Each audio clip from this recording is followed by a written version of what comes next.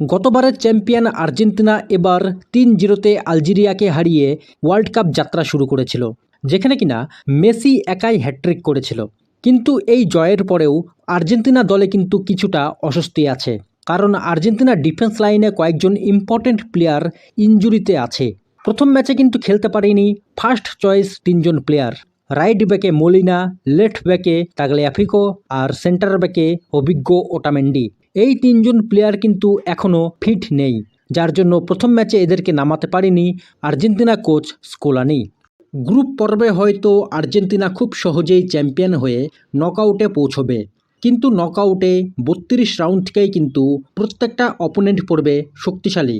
শুরুতেই কিন্তু স্পেনের সঙ্গে একটা ম্যাচ হওয়ার চান্স আছে আর্জেন্টিনার, তো তখন কিন্তু এই ডিফেন্ডারগুলোকে দরকার পড়বে।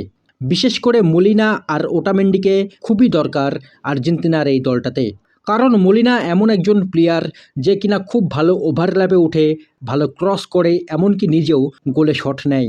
আর্জেন্টিনা হোক কিংবা ক্লাব অ্যাথলেটিকো মাদ্রিদ, সব জায়গাতেই কিন্তু মলিনার দুর্দান্ত সব দূরপাল্লার গোল আছে। অন্যদিকে ওটামেন্ডি এমন একজন প্লেয়ার যে কিনা একাই ডিফেন্সটাকে সামলে নিতে পারে।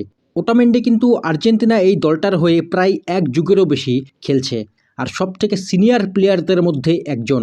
বলতে গেলে মেসি যেখানে অ্যাটাকের নেতা, সেখানে ডিফেন্সের নেতা হচ্ছে ওটামেন্ডি। তার সাথে লেফট ব্যাকে তাগলাফিকোও কিন্তু একজন অভিজ্ঞ প্লেয়ার। বড় ম্যাচে এইসব প্লেয়ারদেরকেই কিন্তু আর্জেন্টিনার দরকার পড়বে।